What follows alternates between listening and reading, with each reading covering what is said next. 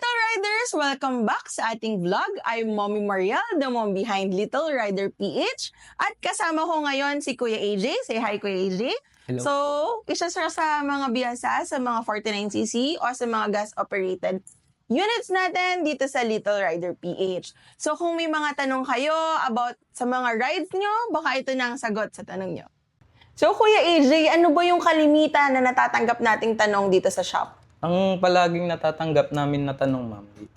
Hard start po, kahit bago yung unit, overflow sa carb, Okay. ayaw umandar. Okay, at saka yung isa pa nating natatanggap na tanong kabago-bago ng unit, bakit may problema agad? Yes, ma'am. So, yun.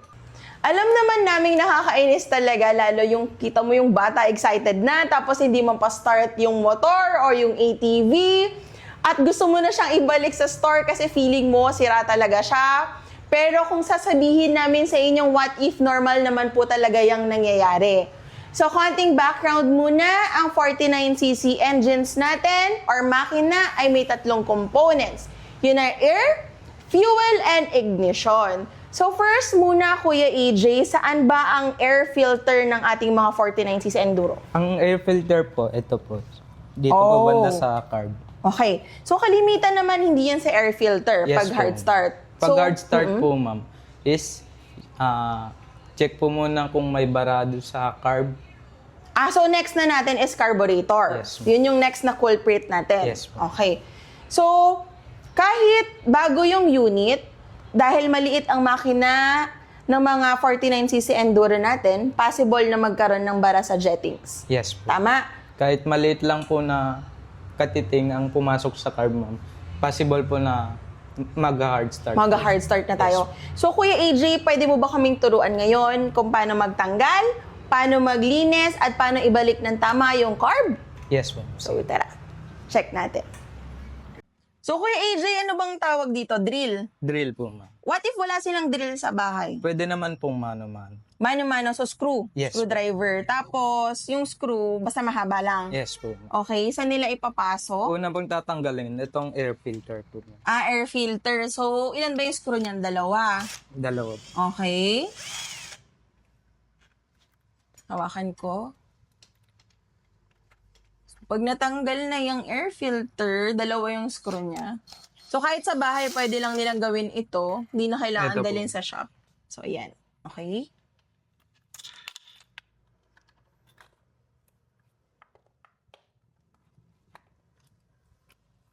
Tapos, in-next po natin yung sa carb. So, carb na. Doon banda yung screw. Pakita natin. Yung black na yun.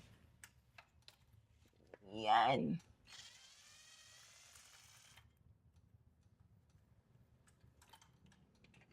So, dalawa rin yung screw niya, Kuya Yes, AJ.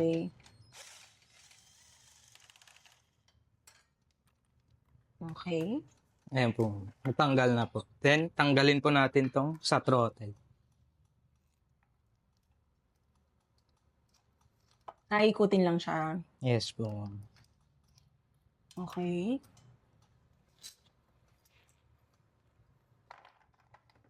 Yan yung tinatawag na carb. Yes po. So, pag lilinisin natin siya, kailangan natin ng carburetor cleaner. Yes po. Okay, so meron din po niyan sa Little Rider PH. Yan.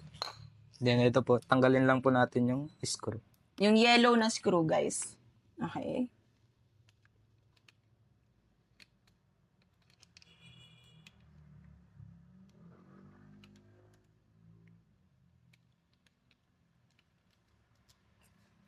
Okay. So, dalawa lang din yung screw niya? Yes, ma'am. Okay. So, hindi natin kailangan ng mga special na gamit kasi kahit screw lang, madali na siyang gawin. Po. Okay.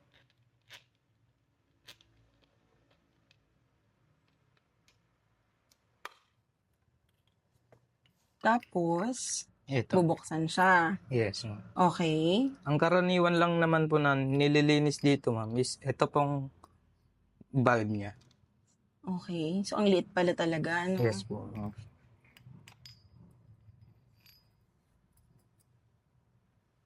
Okay. So, ingatan lang nila yung mga pyesa Yes po. na walang mawala. Para mabalik din nila Yes, sa ma'am. dati. Okay. Ito po, ma'am. Dito po nagbabara yung sa tuti niya. Yung maliit na Apo, part ma'am. na Kailangan yan. po yan, yung naglalaro yung valve niya para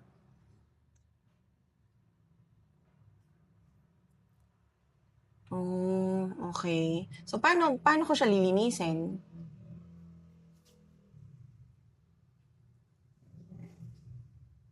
Saan siya i-spray yan? ito po. Kailangan pong Mapasok. papasok po natin dito. Okay. And then, Then, ano ito po? okay. Paano ko i-spray yan? Mamaya pa o now na? Ngayon na? Mamaya pa. Mamaya pa. Okay. Ay, opo, mamaya. Ngayon na. Okay.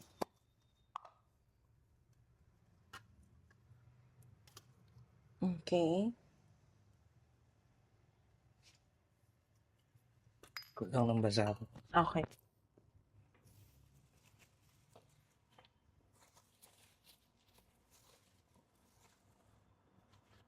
So, kailangan din nila ng basahan. Yes, ma'am. Okay.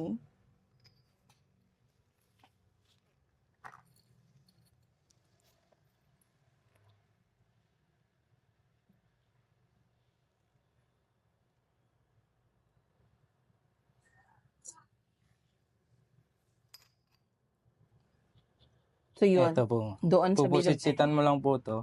Kasi dito po dumadaan yung gasolina. Okay. Ayan po. So, mga 5 press. Yes po. And Para wala sure. naman po siyang bara. Okay. Tapos ito naman, ma'am, kapag marumi po ito, hindi po siya maglalaro dito sa butas. Okay. Anong gagawin pag yan marumi rin yan? Lilinisan po, ma'am. Kukuskusin lang. Kahit anong gamit, basahan, or Yes, anything ma'am. na malinis. Okay. Kasi doon po nag-overflow yung gasolina. Okay. So yan, pag na-sprayan ko na, nalinisan ko na pati Yes, yan, po. pwede ko na ibalik. Yes po. Okay.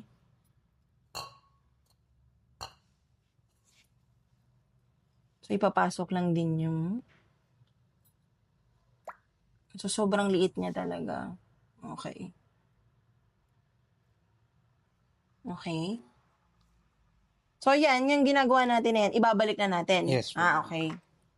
Then, ang susunod naman po, ma'am, is dito sa throttle niya po. Throttle, okay. Ito po, ma'am. Okay.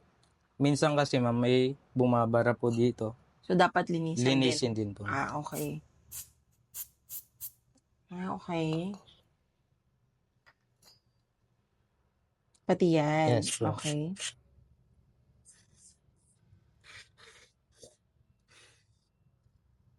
Okay. Kasi minsan, ma'am, pag may barado po to, ma'am, palyado po yung carb. Okay. Mamatay po yung makina. Okay. So pati yan linisin.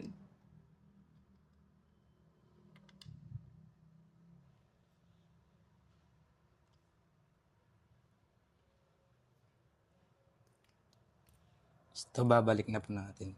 Okay. Tapos screw ulit.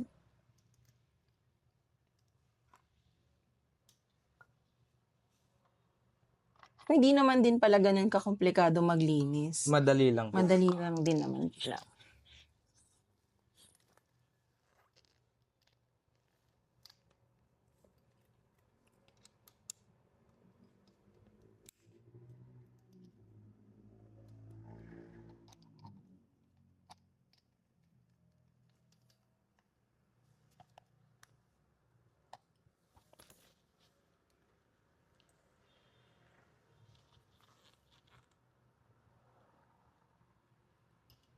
Okay.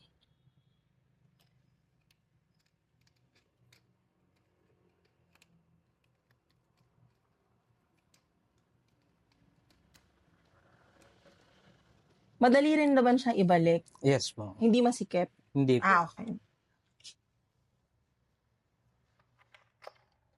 Okay. Pakita natin kung paano.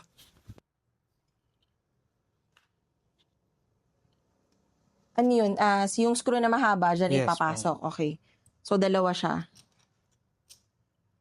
Okay. Then, lagay natin tong gasket. Okay, baka makalimutan nila yung Yes, gasket. Pati yung gasket. So, mas madali siyang idaan saan? Dyan muna. Ito po, ma'am. Okay. Ito po muna yung papasok na. Ito po, tataas nyo lang po dito sa may pin po kasi ito sa loob, ma'am. May pin. Okay. Tatapat nyo lang po dito. Then, itong isa naman po, tatapat nyo po dito sa minor.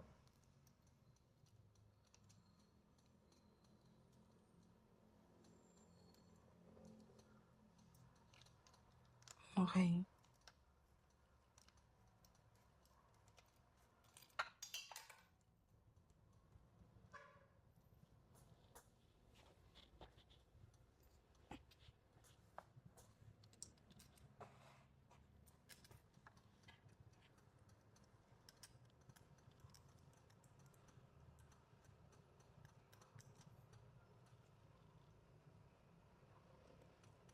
Okay.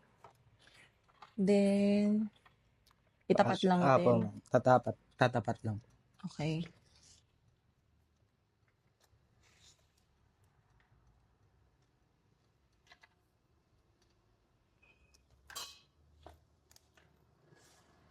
Higpitan yung mahabang screw na Yes, item. ma'am.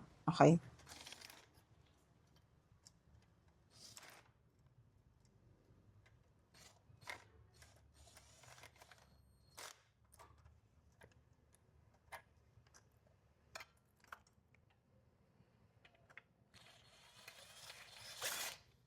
So, dapat i-double check din nila lahat na balik. Po. Kasi baka mamaya hindi nila mabalik lahat. Sundin lang nila yung step by step. Okay.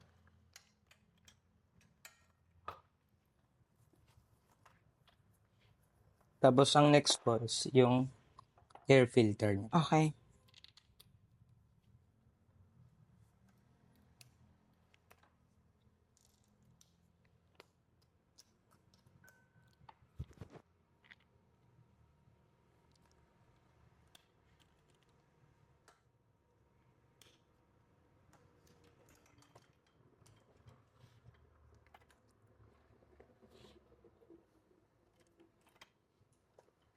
Kahit sa mga brand new, possible talaga yan na mangyari, Yes, no? po, ma'am. Kasi may tinatawag na mga rebaba, mga Yes. residue sa metal part, Po, ma'am. na pwede rin makabara para dun sa mga dadaanan ng fuel. Yes. Okay.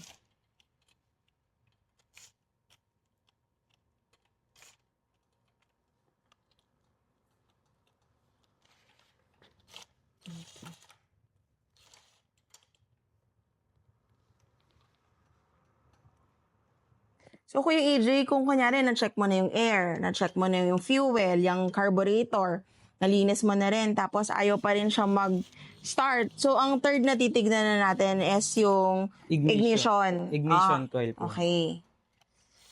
So, pag sa mga ignition coil kasi, hindi na siya repairable. Yes po, ma'am. So, yun yung Papalit. kagandahan sa atin, sa Little Rider PH.